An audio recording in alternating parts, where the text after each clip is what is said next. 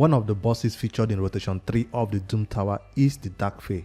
Now this boss is not one of those ones that hits hard or requires a lot of gear to beat, but this one requires sense. It requires you to think outside the box to beat it, because this is the boss that mirrors your team that you bring to the battle. So if you bring a team that is tanky, this boss will automatically mirror them at the start of the fight, and you have to beat yourself, your team, before you can start hitting the boss. So if this is your first time of meeting this boss, or you've not actually taken time to know what this boss does, I always encourage you to take a read at the boss guide. This is something you need to know before you even go into the battle. It's not one of these fights you come in with random champions and beat by mistake. You need to be smart about this boss, else you will not be able to beat it, even on manual battle. So one thing that I know, there are many strategies to beat the boss. You can always refer to the boss, the best teams that other players are using, to see which champions are the best ones to use. Now what I see that is uniform in everybody here, that everybody always uses, is what do you call it, all ally attack. Champions that make others join the attack is one thing that I see frequently in a lot of battles. So if you have champions like that, you will see that it's totally different from my build. So whether you want to go for a team like this, a blender team as they call it, because once the blender goes, your entire team dies. So that's what the team is all about. But I preferred to go for a team that does control. Now a team that does control cannot be on auto, but a team that does blender and kills everything in one go can be on auto. So personally, I don't make these boss guides to try to beat them on auto. I make these boss guides to try to beat them that one time, so I can get past the stage and keep progressing in the Doom Tower. If it means me manually need 5 times or going to a lower stage to beat previous boss, then that's what I have to do advanced quest, I guess. So my team for Dark Fae that I wanted to share with you guys and how I beat her, yes, I've already beat this boss. I've already beat the boss while I was at home. I didn't quite hit the record button yet, but this is the screenshot. It did provide me with a void shard and some resources. Now if this is a item that you need to forge, you might want to have a team that can do this boss on auto, but this is not an item that I need to forge, so I don't want to have this boss on auto. It's a very long time, 48 minutes. That's not the run, it's 48 because I was actually doing something else, watching videos, and whenever I click one button, I go back to whatever I was doing. So I wasn't like clicking away for 48 minutes. No, it's a lot shorter than that. So we'll do a run right now before I show you my build for these champions I used. Now what is common about all these champions is turn meter control. Everybody in my team has turn meter control. So from Lysandra to Alor to Bigon to Tyrell to what's his name, Razen, everybody has turn meter control.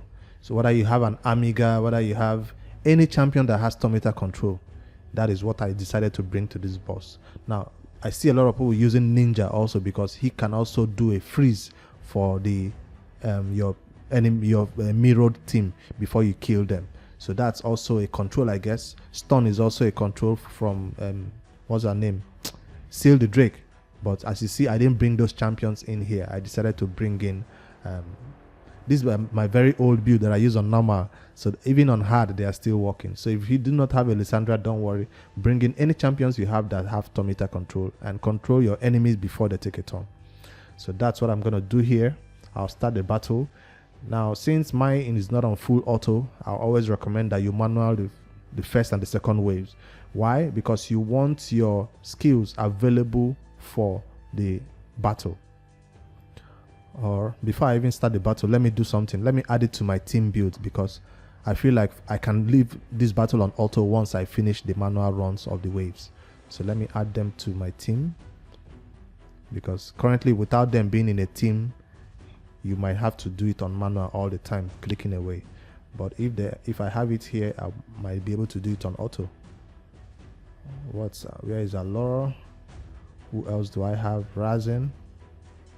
Even if I don't have Razen, I might even put in my what's her name, Bigon for damage, Razen, and who else? I have one more, Tyrell.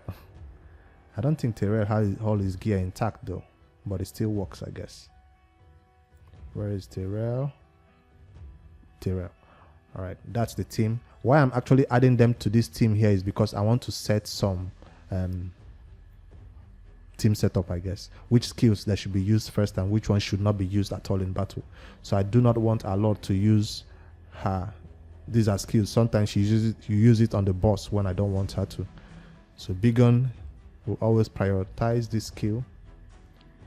So that's the first choice because of the boss again. Rising will always use this skill as priority, and Terra will use this as his priority. So I'm setting all their turn meter skills to be their #1 priority, and with that I guess we can make this happen. I noticed that Lysandra sometimes does not use a skill unless you set it, so I'll set this as priority. If the turn meter of the boss is too low, she will not use this skill. But I guess she might use this one, and set this as #2. I don't think it's necessary, but let's just to be safe. So with that, once the wave is done with the manual run on the wave, I think we can put it on full auto for the run.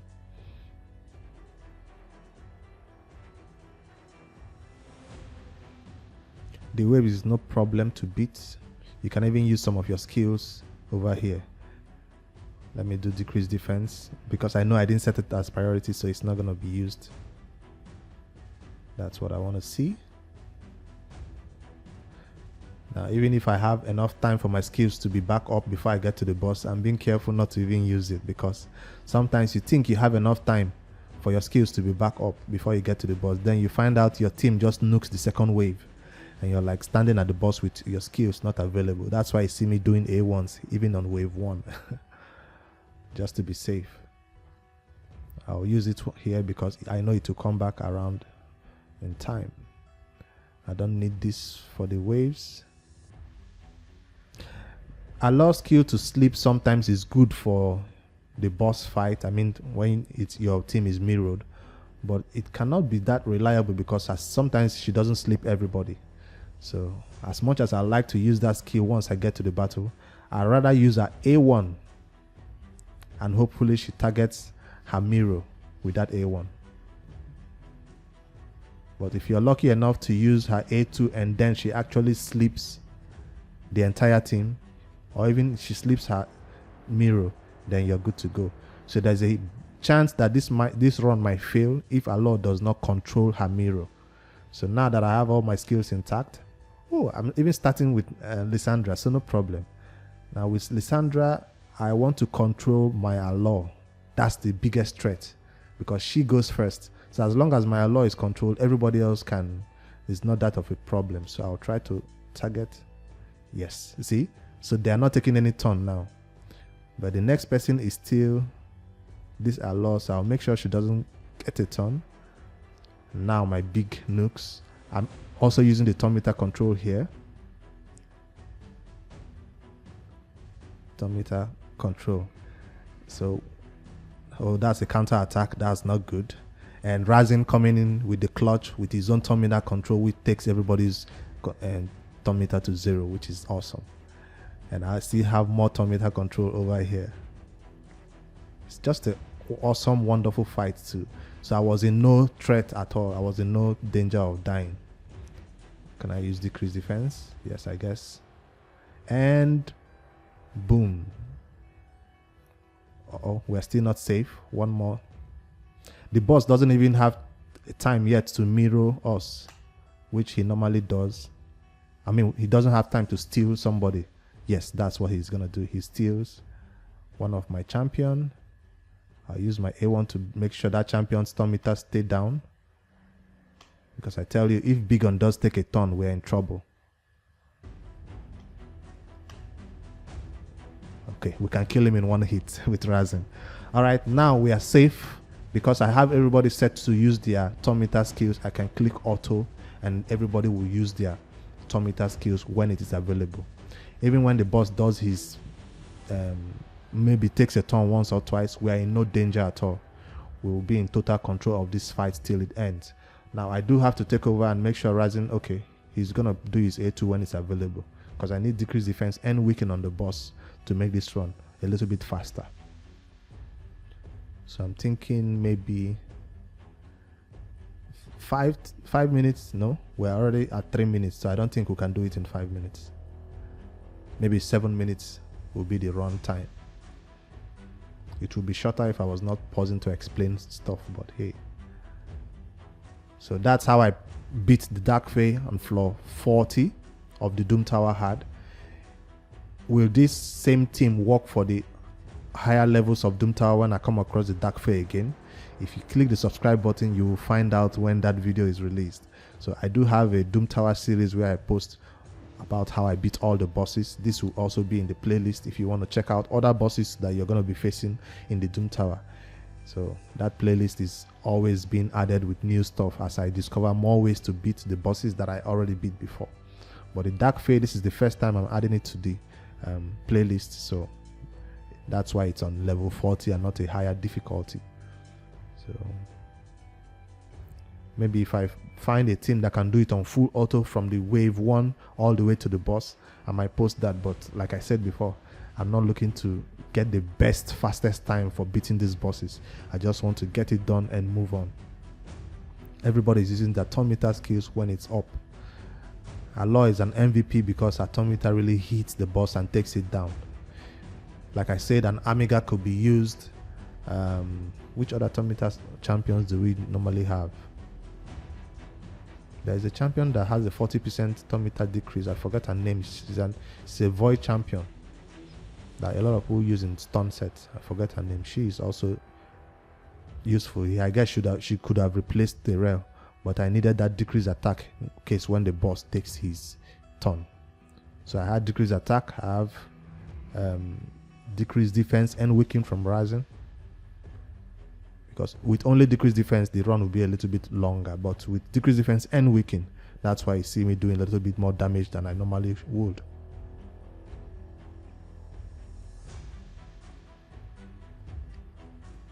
There is no need for me to fast forward this run to the end. We're just going to watch and enjoy this battle. Because for once, we have a boss that is not going to give us stress. And I guess the Dark Fae is the final boss for Doom Tower Rotation 3. So hopefully I don't need to gear a new team altogether to beat that. Hopefully this team can still do it. But the problem I'll face with that team is the boss should never really take a turn, because on the higher levels the boss will hit harder. So my weaker champions like this might go down.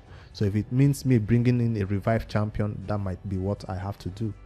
Because at the higher stages, a simple A1 from the boss can really take few of these squishy champions down, like Biggin, like Alor, like Lysandra. They are really squishy and they might not survive the A1 of the boss. I don't know until I face that boss. Maybe we'll need to build a blender team for that boss, for the final Dark Fae boss, because I intend to take this Doom Tower hard series all the way, because on rotation 2 we did finish rotation 2 and get the final boss down. So I'm hoping with this rotation 3 we can also do the same thing and get the final boss down without getting stuck in the waves though. That's something I have to watch out for. That's how I beat Dark Fae, and I'm going to do the same thing 3 more times just because of the advanced quest for the day that says use 5 keys in the Doom Tower. Let me quickly show you the team build before I end it, so you know what this team is rocking with. If you want to know how much accuracy, how much resistance, how much speed and all that you need to beat Dark Fae, I'll really highly recommend you head over to Hellhade's website. You need a login for this site. It doesn't need to be a Raid Shadow Legends login. Head over there and do the Raid Stages 2. You can find it in the menu over here, Raid Stages 2. That's it here. And it will show you Doom Tower Rotation 3, floor 40, how much stats the boss has, 210 speed and all that crit rate, and it doesn't even have high crit rate, but this is the amount of resistance you need if you want to resist stuff. I didn't build any resistance over there. 255 accuracy, that's what you need if you want to be on the safe side and not being resisted all the time. All right, that's this video. Let me quickly go and show you my build, I guess, for this champion. Or do I do it through the champion setup? They don't have any special builds. Let me do it through here because you see their stats. from here also, or do we just do it from RSL helper? Yes, let's do it from here. Many ways to show you stats these days on raid. All right, if you click on the first one, Lysandra, full speed ahead. I built her for the Doom Tower, so she's kind of helping also for the arena, and she's really high speed, 308, because my habitat is 360 also, 350, 360. So this is the best speed she gets, and she doesn't have full masteries yet, but she will one day. Allure also doesn't have full masteries, built for speed also. I built this Allure for the Fire Knight, and that's what she's currently being used for. And also she's in my spider team to keep the spider storm meter down. I don't have one of those 20-second spider team. I still run a 2 minutes and spider 25 team, and she works just fine. So full speed, not really high HP, because I don't want her to die in a Fire Knight all the time. So I did give her some HP glove and HP amulet and stuff, HP boots, crit rate, glove. That's an old build that needs to be revisited and rebranded. It's been over 1 year since I built this Allure. Alright, for Bigon, that's my old build also. Full damage Bigon I use for the arena is my default arena nuker, low speed, in sync with my habitat, and he just goes in and nukes after decreased defense is placed. So no special thing about my Bigon. He's just there to be the target that when the boss steals him, we can easily kill him in one hit. So a lot of people are using hoarding. Any nuker can serve that purpose to take your Miro team down really fast. So my Rising is built for the clan boss, which I no longer use for the clan boss. 177 speed, that's clan boss speed right there, with 4k defense. Also that's clan boss defense. 261 accuracy, clan boss accuracy also. Ultra Nightmare clan boss though. So if you do have a Rising, which you should have, he can do that, his A3, and quickly deplete all the turn meter of your Miro team before they can get a turn, I guess. That's what he's there for. Also, his decreased defense and weaken helps for the boss. Tyrell is there for the decreased attack on the boss, and he also brings a turn meter on his A3. That's his mastery. I built him for clan boss, but I never really used him because I got better options. So now he's coming into some battles when I need him. Alright, that's the team I used to beat the Dark Fae. Remember, you don't need to use this exact team. You have two options: to have turn meter control on all your champions and make sure the enemies don't take a turn. That is your Miro team, just like you see me do at the boss, refusing the boss to take any turn at all. Amigas, any champions that have turn meter control begin to the fight that can be easily killed by your nuker though. So don't bring in tanks, because you have trouble beating them also. So another options you see that people we are using were those ones that required you to, Krilla, all ally attack, big nukers, but something to go with them, Lanarkies, anybody that can do all ally attack. But I don't have this team built yet. It's a blender team. If you want to go for the blender, go for it. If you want to go for my type of turn meter control team that is manual, sort of halfway manual, then the rest of the battle for the boss is full auto, go for this also. Drop any questions you have about this boss in the comments below. If you have any issues with it, you can always join the Discord, post your screenshots, and we could take a look at your roster and recommend teams for you. My name is Brix5D. This has been a Doom Tower hard guide on how I beat the Dark Fae at 40. Hit that like button, hit subscribe so you know when we post more update videos on this Doom Tower series that we are currently on. I'll see you guys in the next Raid Shadow Legend video. Good night.